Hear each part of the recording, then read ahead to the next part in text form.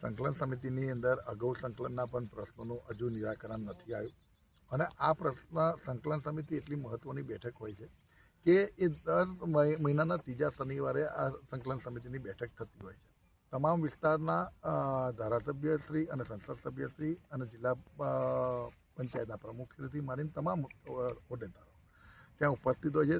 તમામ ડિપાર્ટમેન્ટના સર્વોચ્ચ અધિકારી ઉપસ્થિત હોય છે. માન્ય કલેક્ટરશ્રીના અધ્યક્ષતાના મિટિંગ મળતી હોય ત્યારે એ વસ્તુની ખૂબ મોટી ગંભીરતા હોય છે. આ સંકલન સમિતિમાં જ્યારે પણ પ્રશ્ન પૂછાતા હોય તો જે તે ડિપાર્ટમેન્ટના જે પણ પ્રશ્ન હોય એનું ગંભીરતાથી લેવાતી હોય છે અને એનું નિરાકરણ થતું હોય છે. પણ ઘણી છેલ્લા કેટલી સંકલનથી મારા પ્રશ્ન જે છે આ દિવસ સુધી પડતર છે.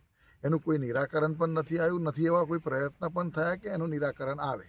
તો પછી આ સંકલન તો એક ફોર્માલિટી હોય તો આ ફોર્માલિટીનો ભાગ બનવા હું નથી માગતો.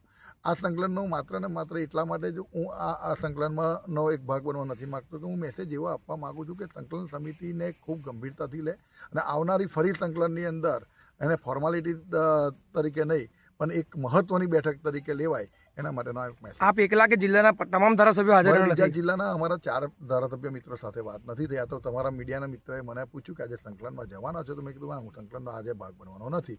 તેના ઉપરથી આ પ્રશ્ન ઉપસ્થિત થયો છે.